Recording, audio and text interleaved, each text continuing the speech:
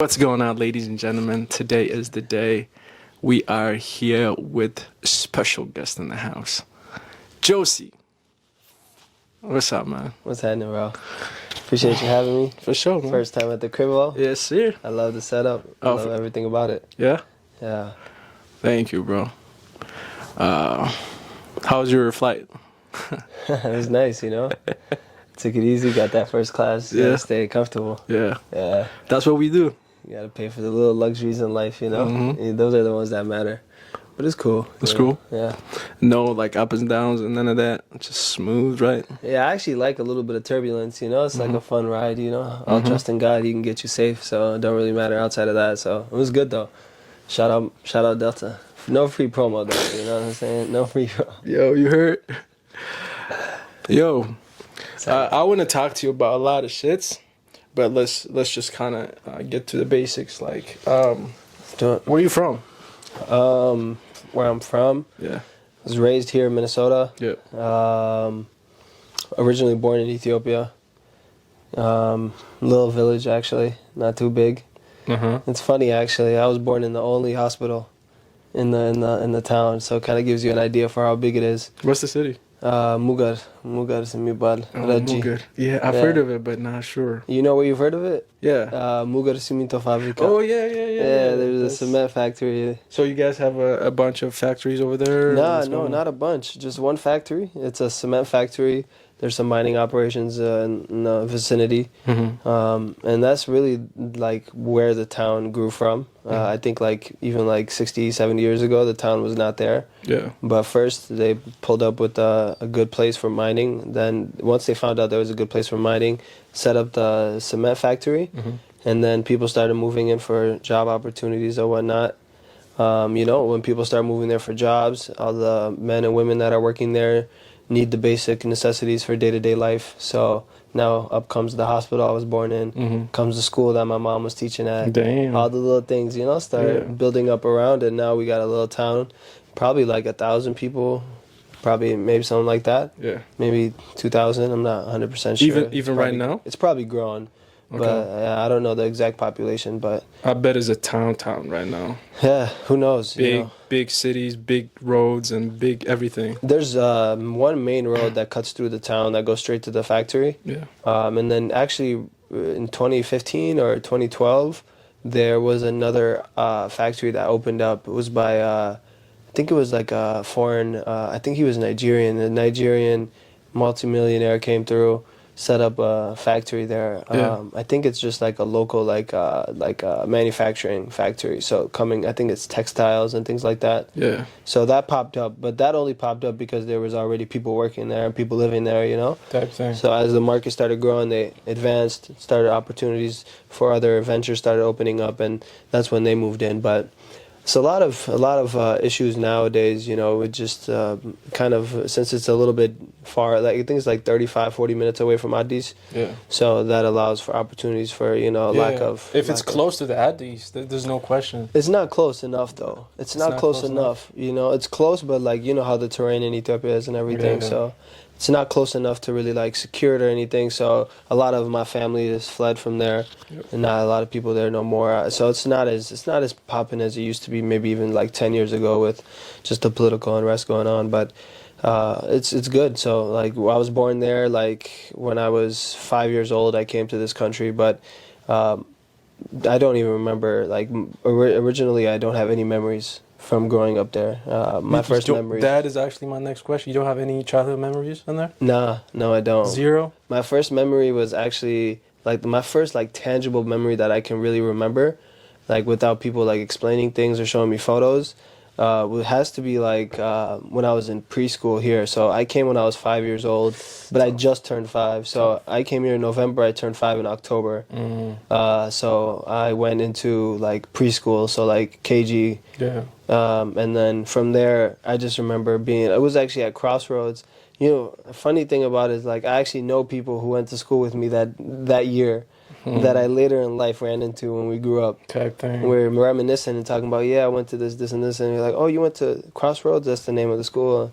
We started chopping it up from there. But yeah, that's my first memory. But I went back for the first time in 2008. So I came here about 2002 Yeah. and went back in 2008 for the first time, and that was my first memories of Ethiopia. How did you feel, man?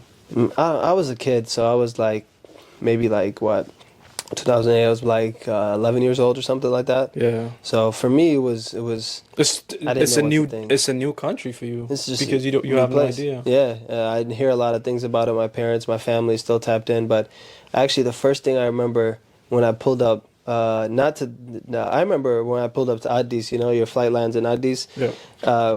I remember like just like where my aunt, my oldest on my mom's side, my oldest auntie, she was. That's where we stayed as soon as we touched down. Yeah. I remember like getting off the plane and getting into the taxi, and I didn't really like at that point I didn't know what to expect, so it was just kind of blurry, nothing tangible there. But I remember as soon as I got off the taxi, and it was like Wustmangad, you know, like it Yeah. was very small roads, like Yep. no cars could go from this point on. So we had some, I think it was family friends, Shantan Chinrizo, like all the suitcases and things, had to throw them on their back, walked all the way like through the little alleyways all the way to my aunt's house.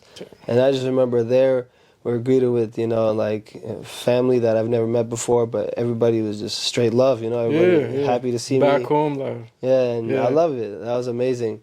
Warm arms went in, Yeah. and some dodo was, you know, in order.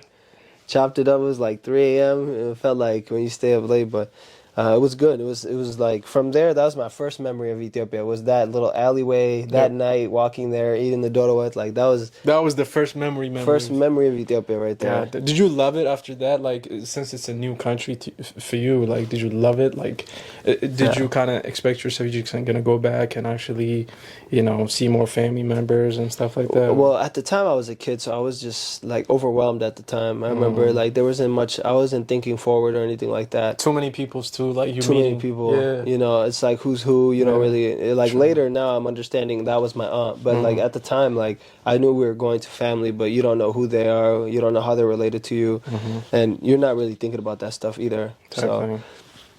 for me, it was kind of like the first experience. But my first experience, like that I hold really close to me, actually, was probably when I went to Mughal for the first time. So Addis, we stayed in Addis for a couple of weeks to settle in, you know, get used to the environment and things like that. And then when we went to Mughal, all of my family from my mom's side is from there, so that's the first stop. We pulled up in a huge little bus, you know, the buses that go between Katama to Katama. Yep. Like, we were in the bus, and the bus pulled up right to the Gibbi feet, like right in front of the house, essentially. The house, though, you can't see it. The house is a little bit behind. It's like there's a fence. You can't really see through the fence. Yep. And then they have a little hotel, so where like people that are like people who drive trucks, they can stop by and like stay the night and things like that. So that part is open. But outside of that part, the rest is gated, so I can't see through it. But I see this little kid, when the bus pulls up, I see this little kid, like, peek his head in through the fence, kind of, like, see. He waited a little bit, and then he bolted, ran inside. Ran inside. And then we got off the bus, took our shit off, Yeah. you know, met with the family. They helped us take our stuff back to the house. And then I was like, we were talking about it, and my mom was asking like, oh, I seen Zakarias. He's one of my cousins, one of my aunt's kids, my mom's side, and she's over here like, where is he? Like, I seen him, but he ran away. I couldn't even say hi. And later I realized that's my little cousin. This is me explaining to Why you did once you I run understood. away? He ran away because he was so excited to see us. He was just scared. To the point he couldn't believe it. Like, you know how, Yeah. like, you know, when I see why he gets that, because Yeah. he probably did not know you that well too. No, maybe. he didn't know us at all. So Yeah, so he he's was a like- couple years older than us. So like if I was 11 or 10 at the time, he must have been like 14, Oh. 15. So like he was just old enough to like, you know, have some idea of who we were, and he remembered us without a doubt. He remembered me and my siblings. So like for him it was like my cousins are back, you know, only 6 years from when we left. So for him, this is the first time, like now he's grown. He's like thinking back, like it's probably, he's a little like shy as well. Yeah. Don't know what to expect. Yeah. And he bolted. I didn't see that guy It's all a day. new thing for him too. Like Yeah. it's new thing for Right, you. exactly. For him, it's like the whole thing. Like there's people coming from Yeah. U.S. and Yeah, here, and like exactly. the whole vibe in his head. He's like had to run away. He couldn't. quick. It was overwhelming for him too. Like Yeah. just like you said. So that shit was funny because I didn't see him all night. I didn't see him all night. We got into town like in early morning. So that day after he ran away, I remember seeing a kid run away, but I didn't know who that was, so I didn't really put that much emphasis into it. And then later, we're talking. My mom is telling him, "Oh, where's the Kadash? Where's my little cousin?" Da da da. And the whole time, like, this is my cousin that's probably the closest to my age. Maybe there's a couple other ones actually that are close to my age, but he's the one that's kind of like. The aunt that we were living at, that was her son. So like, he knew who we were and like took a lot of like big bro type of situation there. So when he ran away, we didn't see him the rest of the night. He never came back. You just keep running. Yeah, he's just gone. I don't know where he went, but Damn. later that night he actually pulled back up. Like later that night, and then he He was was like, I need to stop running. came back. Came back quick. This is your cousin. This is your other cousin. You just keep hugging. Oh, Yeah. is this thing ending? Yeah. Hugging. And like for me it was overwhelming, but man, the amount of just like endless love, ones who fed me, They took care know of you me. pretty well, man. You Yeah. just don't know them. I just don't know them. That's the And I thing. have scars. Like when I was a kid playing in that what do you call it? Like on that property, like we'd have fun and stuff, and like there was like grapevines that I fell off of and got scratched my stomach. Like they be showing you. yeah, they was telling me like this is where you fell off. You were like fighting a bee, and then you got stung by ants, and you was on the ground crying. You'd be like, really? Yeah. Yeah. Really? Oh man. So that was my first ever Yes. idea. So that was 2008. So that was the first time I went back, and then I came back again in 2014. Yeah. 2014. Two times in about damn. every 6 years. So by 2014, I left for America in 2002, went back in 2008, came back in 2014. So that's every 6 years we're going back to Ethiopia. Dude, you visit. You know that country well. At that point, like I was actually forgetting Amaringa in 2008. So when we went back in 2008, I learned Amaringa like damn near brand new. How's your Amaringa right now? አሁን አሪፍ ነው ምንም አሪፍ አይልም ነው ምንም you አይልም? know ብዙም አልችልም ትንሽ ትንተባተባለህ እንጂ ግን ሀሳቤን መግለጽ እችላለሁ Yeah. ግን ብዙም አይደለም like I wouldn't be able to talk about like my true passions or like get deep into like my studies You or anything cannot like that. explain yourself like from in and out. Like I think I there's can no have conversations like I think the hardest part is actually like I can ራሴን መግለጽ እችላለሁ በምንም ቢሆን like whether it's like we're talking on day-to-day stuff or like politics or like even like if we're talking about like where do you want to go ምናምን ምናምን Yeah, like all of yeah. that stuff is like በጣም ቀላል ነው ግን what I actually struggled with was like ቀልዱ ጫወታው ምናምን ያ ነው ትንሽ like What do you think of personal growth? Like, this kind of mentioned like a couple of times. When you look at social media, they all talk about personal, growth and goals and like, all this gym sessions and, all these things. What do you think of it? What do you make out of it? That's a good question. I think ultimately like to me on a high level, Yeah. it's a society that yearns for something more, something greater than itself, right? Mm-hmm. I think in America especially, we've internalized the idea of continuously being productive at all times. Yeah. There's no chill time. There's no chill. And usually when you work or you're in a job or whatever, like there's a boss telling you to do all that stuff, and there's teachers telling you to do that stuff, your parents telling you to do all that stuff. But I think in America it's kind of unique because we've internalized that, and we've taken it upon ourselves to do more, and that's really what we're seeing here in social media. Is like everyone's pushing you to do better, pushing you to do more, because ultimately, man, the only tangible thing in life nowadays is financial success, and everybody kind of is gravitating towards that because that's the only tangible means of measuring success in this country. I think that's the only way to get freedom. Right. Yeah, like the That's money what is the you're saying. only way. Like otherwise, you're in this, rat race every single day, and it's America, and you have to do that every single day for the rest of your life until you retire. So trying to escape this matrix is the only way is for you to stock up as much money as you can, invest that money, so every month you get money without you working, so you can just do whatever you want. That's a good question. That's people. I have a good question for you, Yeah, actually. yeah. At what do you have to sacrifice to get to that point? Your time. Your time, Yeah. your effort. Yeah, Day to but your day. time depends, right? Like if you go to school, your time actually worth more because you know a little bit more. Right. You know what I'm saying? Right. But Right. if you don't know anything, that means your time doesn't worth that much. The only value you have is your physical labor. Exactly. Right. So Right. because of that, like you have to have a basic, Right. or you have to have a family member that is actually well off to kind of start you. Nepotism. Exactly. Otherwise, like Yeah. you're cooked, Yeah. basically cooked. You What you know, think? I think is what's interesting about that is like we always look to like, do more and things like that, and push ourselves to make that money and be financially independent at some point where we can chase our dreams. But I think there's a delicate balance that's to be struck. You only live once, and like that's YOLO. YOLO, right? That's Yeah. that's the saying. But what does that really mean? Like to me, what that really looks like is you only get one time that we're in the space together. Today is March 3rd, March 4th, 2024. This is it. This is 6 the p.m. only day. Yeah. It's like a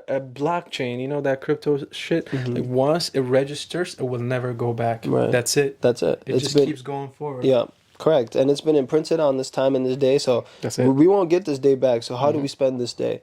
And when we really think about it, like for me, this is more of a philosophical conversation, really, because we start thinking about like what's the purpose of life, right? Is it to secure financial and just like resources in general for you and yours, and as men we want to be protectors and providers for the people we love, right? And like we historically, we're sacrificing a lot in order to achieve those things.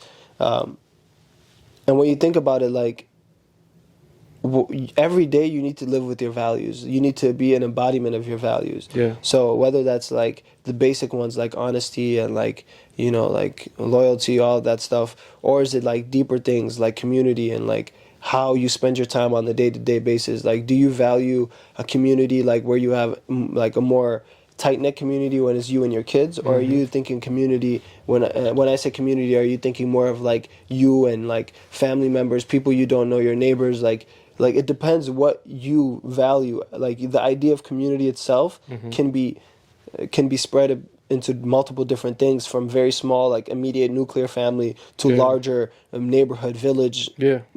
family, Yeah. church, whatever it may be. Yep. Like who do you consider a part of your community? And I think in this individualistic World. Western Yeah. world that we live in, a lot of it's really hard, and they want to I mean like capital interests, financial interests want to make it so that you're by yourself grinding. Yep. But in reality, I really believe that like you come up with your community, and like that's the measure of wealth is actually not the amount of money you have, but the amount of people you have to at your beck and call when something goes horribly wrong, or you have to celebrate something beautiful. It needs to be balanced. It That's needs to one. be It balanced. needs to be balanced. So are you willing to sacrifice the community in order to get financial gain? That's what I'm saying. That's so what I mean. So there is a way still get it right. Like you can get money first and get the community later. What do you think of that? Because So once you have the that's money, a great question, man. Yeah. Me and my sister always talk about this. Yeah. You know, Sina. Yeah. We talk about this a lot. Where we have a little bit differing mindsets and point of views on this. Where she's thinking about Get the going money to chase first? that bag. Yeah. You know what I mean? Ultimately, like you're saying, like once you have that money, you can then build that community Influence. up. You Yep, know, you yep. like you said, like if you have people in power and people in influence, they can help you up, right? Mm-hmm. So we might not be able to be there for our friends, but our friends' children, we might be able to offer them a job. We might be offer them an opportunity to learn, to grow, all of that. Not just job, employment, but what matters to me is like if you can build with your community now and sacrifice some of that financial gain for today and tomorrow, or you can sacrifice some of that community gain today to pursue that financial gain for tomorrow. Yeah. And there's no correct answer, I think, and that's the beauty of everyone doing their own thing and Yeah. like pursuing their own thing to see how it gets to there, and everybody finds a different way to get there. But it's just an interesting conversation that you need to have with you, and like personally you need to understand like what is it that you value. Like this has led to people having kids at a later date, let's say, right? I think millennials and Gen Z are having kids like 5-6 years later than X and boomers. Why is that? Yeah. It's because we're trying to build up to that financial point before we have that. Yeah, you family. have expectations to get to To get to that Yeah. family, right? Yeah, even like you can't even form a family. A guy cannot get a woman unless he gets a certain amount of money. You know, like we are in that position at this point of our right. life where a lot of things are becoming very hard to get to. So even financial gain is by itself Ultimate for the of course for the user. That's why people they switch it back and forth too, like yeah, to different get the cameras. whole like Sometimes you might get up and walk over there, and now you see me from a different point of view. exactly. Now we're looking at the camera, and now we're looking at each other like. It's basically a way of like making sure that they're engaged, that people are engaged They're because not too much going too on. much going on. They don't want to. You don't want to get into bullshit. You just want to focus on the convo back and forth. Just gotta keep This your helps when you want to cut it up into like TikToks. pieces. You have an individual frame. Yeah. Individual frame. You switch back and forth if you want. Exactly. Or you can do both. If like you know what I'm saying. If this is not doing too much, you can see in the video which one's the best. Because you need money. You need to have that. So what do you think the consequences of that is? So delaying your family, having a family, say before we were having kids early 20s, now we're having kids late 20s, early 30s. What does that change in the scope of your life? We're definitely going to regret. So some of the online things that I've been watching is people who actually have kids late actually tend to kind of like regret if they actually had it a little bit earlier because first of all, when you have it young, the kid's gonna grow up and actually you're still young and you can still be able to chill with your kids. That's the beauty of it, you know. You don't want to be a grown-ass man like 50 and still have a 12-year-old kid. Right. You know what I'm saying? That's huge. How are you That's huge because like if he's 20 years old kid, dude, you can have any conversation with him. You're basically best friend with your son or with your daughter. And not even just conversations. Yeah, anything. About financial. He can help you. She can help you with your stuff. Yeah. You can depend on like somebody you can trust. Yeah. You know, but if you have it a little bit late, you're kind of losing that for sure. For sure. I know that for sure. Yeah. You know? That's my biggest worry, actually, right there. Like, we're sacrificing, being able to have larger families. That's one thing that I really value. I want to have a big family, right? But what goes into that? You have to, first of all, you have to start earlier than 30 years old for sure. Yep. Well, maybe not for a man, but like you have to find a woman that's a lot younger, right? Yeah. And in order to do all of those things, like, what is it that you're really trying to achieve by the age of 50? Are you, how many kids, if you were to have, and even then, like, you have kids, but do your brothers have kids? Do your sister have kids? Do your siblings have kids that your kids can hang out with? Yeah. Like, all of these things, like, are thoughts that go on in my mind when I'm talking about financially putting in work today. Like, how much work do I want to put in today compared to how much work I want to put in? When I say work, how much work do I want to put in into financially moving myself forward compared to how much work I want to put in to bringing my community forward? So how much of my time am I investing in my sole financial gain compared to my community's greater elevation, you know? And I value both of those things supremely, so I try to give my time and my efforts to the community that I, has always welcomed me and held me very tightly, and give back to them in whatever means possible, whether that means training the youth, educating the youth. Nowadays, the youth are a little lost. They don't have people to talk to, right? Tell me about that, man. Right. Gen Z, man. What do you think is Gen Z, man? Oh, boy. It's completely messed up society, I think it's crazy because, like, we're Gen Z, right? We're a little bit older. Yeah, we're a little bit, or we passed that, man. There's no way we're Gen Z, dude. We know. Let me tell you why we are Gen Z. Yeah. We're later into the Gen Z. We're probably, like, the early Gen Zers, right? We're born in 96, 97. That's around the time where the first generation of Gen Z. Gen Z is coming up. Well, a couple of years, 2 or 3 years. Yeah, and what really sets us apart from like middle to earlier Gen Z or later Gen Z folks is that when you lose friends, you just kind of deal with it. You just kind of be like, oh, okay. You just move on.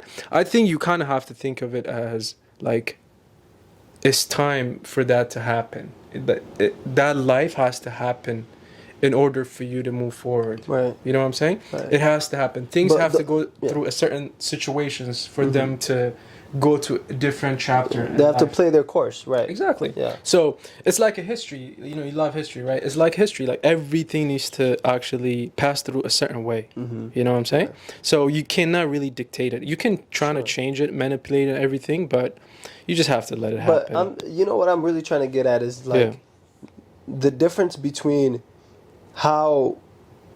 what are you leaning on in those moments what skills are you leaning on?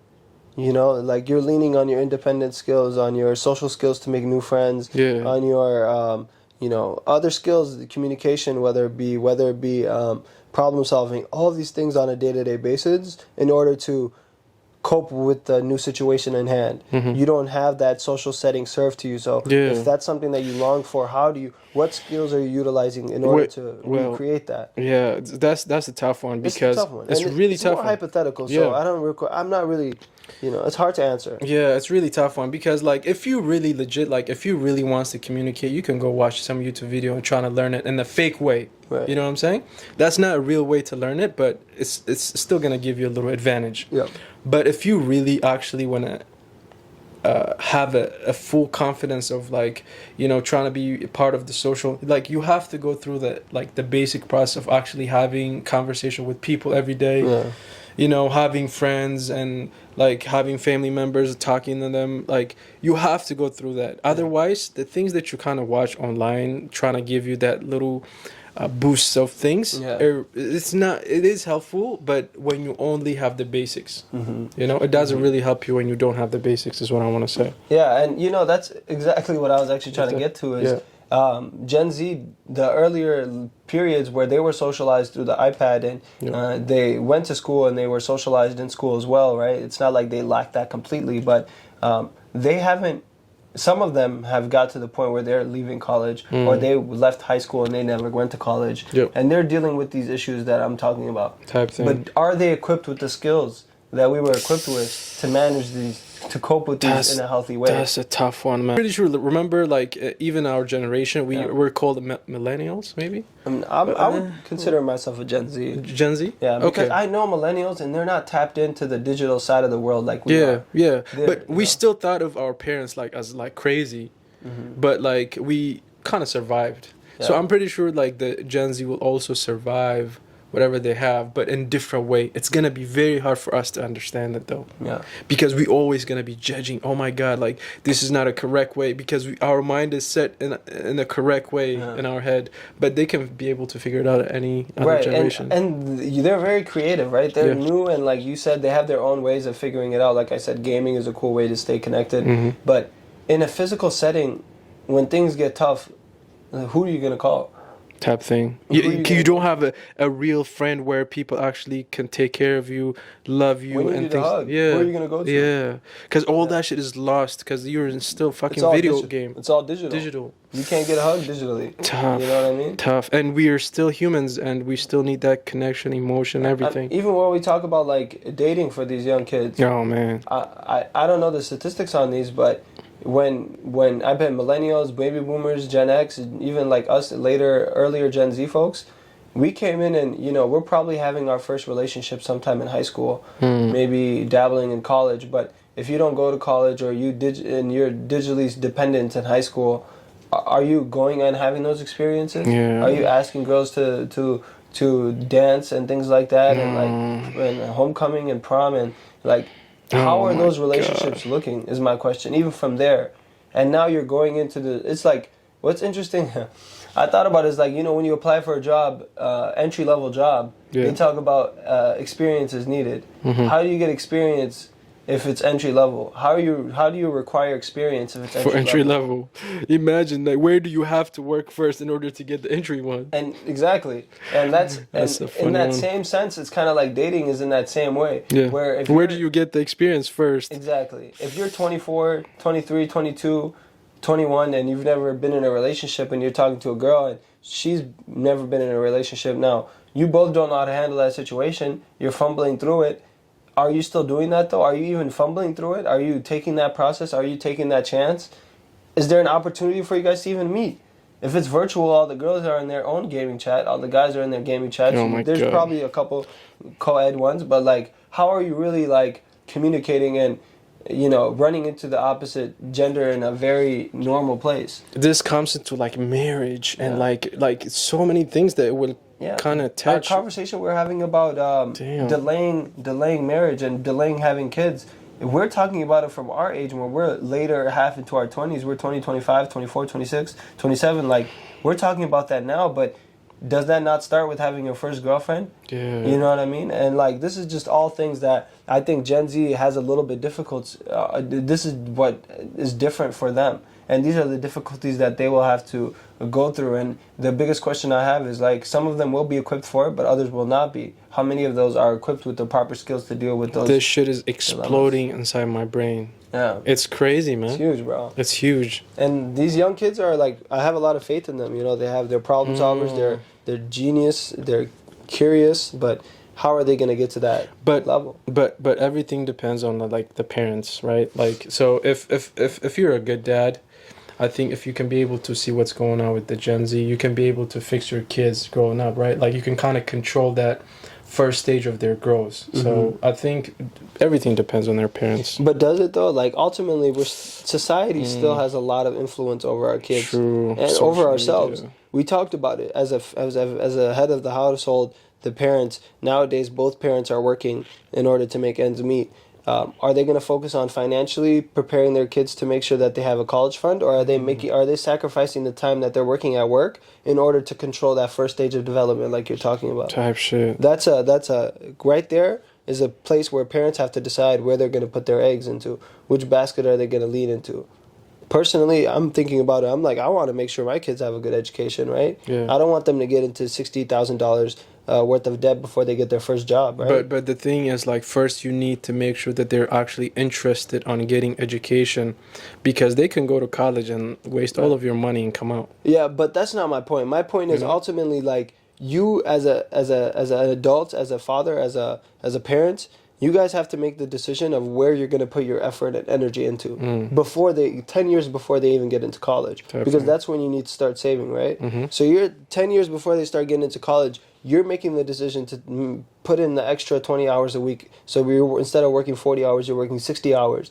Now that 20 hours a week that you're putting into their education and putting into whatever investments into their future, that's 20 hours that you're not putting into their day-to-day lives. That you're not there with them, helping them, coaching them, building out their first few stages of development, especially as adolescents when you're in high school, middle school. So these are the challenges that face the millennials and the Gen Z and the the parents who are having these Gen Z kids and now Gen Alpha, right? So it's a challenge because of the economic situation that we're in. We have to start prioritizing what do we want to have for our kids. Is it the education fund or is it the presence of their father? Yeah. These are questions that have been forced upon us, by the financial situation that we're in, but as a country, and it's interesting to see how some states deal with it. I think Minnesota does a great job with providing opportunities for education and even high-paying wages and things like that, compared to different places where it's easier to start a business. Now, Minnesota has high taxes for business owners as well as tax-paying workers, employees, W-2 workers. So it's like, how do you choose to move to a different state so you can get taxed less and you can make more money? Well, your money can go a little bit longer and you have more financial independence to start a business maybe. Does that take more time away from you, from your family? Like, these are calculations that the parents of Gen Z are making, and if they're absent in those early stages of development, how can that hinder? Exactly. Yeah, so it's a deep conversation. It's a deep one. I'm eager to see how Gen Z develops this, because every generation has their own challenges that they face, and every generation, overcomes and ultimately lives to see a better day. But Gen Z is the first generation that's projected to make less than their parents. So that's a big one. It's a big one. So it's like, how do we deal with that? How does that come together later in life?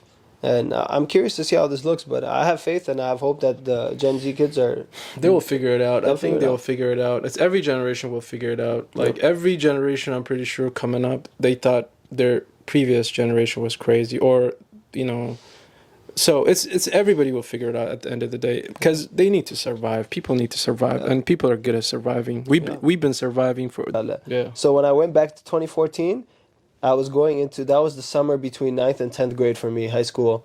And man, bro, that 3 months, that summer was very, very, very pivotal in my life. Like, when I look back on it, bro, like, that my Amaringa that I know today completely from 2014 summer. ማለት ትችላለህ። So you spoke a lot of Amharic, you practiced a lot of French እነሱማ stuff? they're like እንግሊዝኛ ይገባናል ምናምን ብለው በእንግሊዝኛ ለምን አታወራንም ይሉኛል።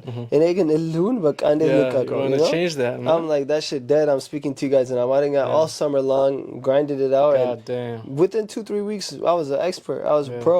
yeah. So then after I left 2014, after I came back to America, Yeah. man, I there was a lot of things that I like kept with me. So like even on the Amaringa stuff, like I started, like I realized how important it was, and if I don't speak it with my parents and I don't find other friends to talk to, like that it was gonna go away and it was gonna be hard to get back. So I had an emphasis on it ever since then to focus on it.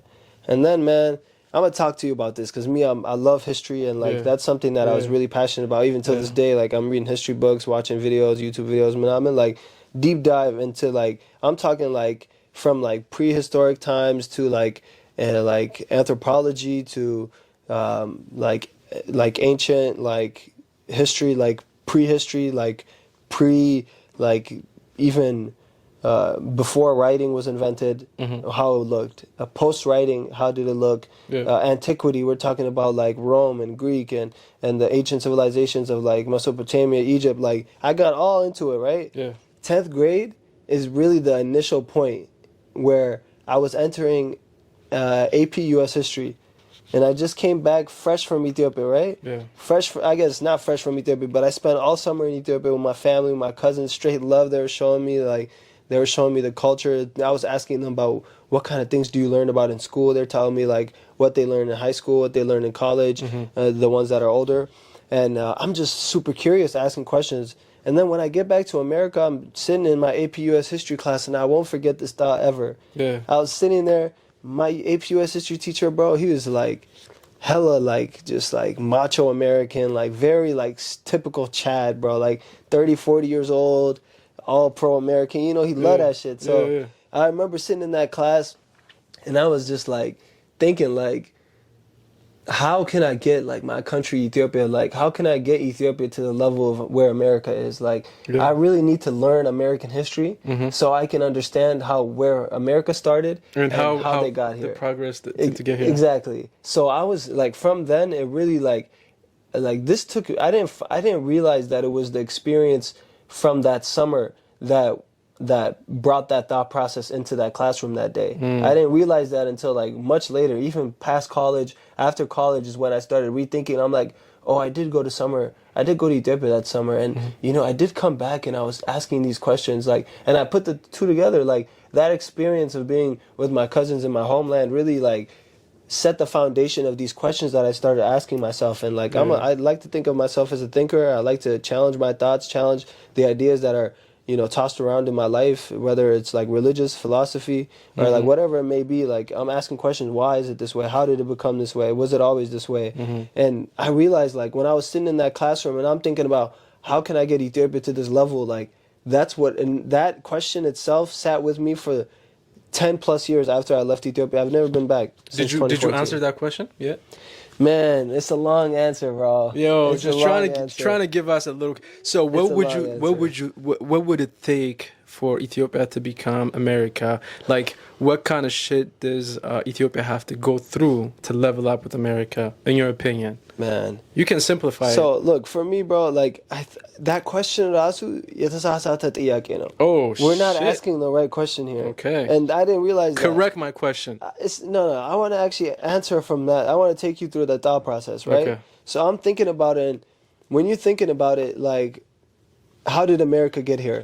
How did they start, right? You start thinking about like the 1916 project. You start thinking about way back when the first slave came to America. Yeah. Well, okay, let's Well. fast forward a little bit. 1776, America got its independence. Okay, how did that happen? Okay, Columbus came to America, the New World. There's all of these thoughts start coming in, and you know what hit my mind is the world we're living in today is completely different from the world that America came up in 200 years The ago. slave part is the big one. You know, they used the slaves to get No, this country where it is. That's not the big part. That's the big part. You know why I say it's not the big part? Yeah. Is because the big part is the idea that, you know, when you're writing a book or when you're watching a movie, there's a setting, right? As soon as they open the first screen, they tell you where they are. they say, 2003 New York City, and then they have a scene where they're just showing the skyline of New York City with the good Manaman, right? They're setting up the setting in that situation. The scene, yep. And like the setting matters. Yeah. And when America was coming up, the setting was different. Who were the global powers at the time? Great Britain was fighting with Spain. Spain was the global power at the time. Russia. Russia's not even an idea right now. Not in the global scene. In the global scene, we're talking about Spain and Portugal have divided the world in half. Yeah. And they said, Spain, you conquer that side, we conquer this side. Yeah. And from there, we have the British Empire rising and the Spaniards falling in terms of empire. And it was this clash that gave America the opportunity to find a division within the European powers where the French were on their side during the Revolution. But the British, of course, were fighting the French back in Europe. This is like a big feud that between France and the UK. But ultimately, all of that is to say, like, the setting was different than the setting we have now. And the biggest difference between the setting then and the setting now is America has become a hegemony in this current time. Hegemony meaning there's no power that rivals America. We have allies that we need in order to maintain our hegemony, but there's no up and coming power that's really rivaling us, and we're not really taking power from a declining empire like they were back in the time. That created an opportunity for something to happen. Again, something part of this. So another aspect of the setting is the power, the rising and the falling of these empires. But also we're talking about America, this new world that's separated from the rest of the old world, where all the wars and all of the shit that's been happening in all of human history up until this time, all was happening within the areas of Europe, Africa, Asia, right? And the Middle East is where it kind of all came to a head. But outside of all of that, there's this new world that's separated from all that past bullshit by a fat ocean that's the size of Atlantic that has been crossed maybe like hundreds of times and nobody knows how deep it is. We don't even know that like tectonic plates and the idea that Pangea was once one continent and now we spread apart. That idea wasn't even that was not even a theory yet. People would clown you if you think that was the theory. That's how far back we're talking. So like the idea of like the geographical separation that America had was something that Ethiopia will never have. Ethiopia, historically speaking, has been in the heart of the battle, at the heart of the homeland. Where a lot of stuff was going on. In the intersection of the three largest continents in the world at the time, the only continents at the time. Even if we talk about like Greek mythology, right, and Roman mythology, they talk a lot of it. Or Homer, who wrote about the Odyssey. The Odyssey was around the Mediterranean Sea. They didn't think anything outside of the Mediterranean Sea was even the world. When they talked about the world, they talked about the coast of the Mediterranean Sea and a little bit inwards in each continent. So like the setting, again, to bring it back, is different, right? And that's what the whole world before Columbus found the New World was revolved around the Mediterranean Sea, what nowadays Israel and Palestine and Jerusalem, and that's really the epicenter. Like the Europeans came to fight the Ottomans there multiple times. Like this is like a long-standing feud that Ethiopia was right in the heart of. They were right outside. That was right outside of their backyard. And now we're talking about the U.S., which is far away. They had the benefit of geography to begin with. You know what I mean? So it's like the setting was completely different. That's why I said we're asking the wrong question. How do we get America? How do we get Ethiopia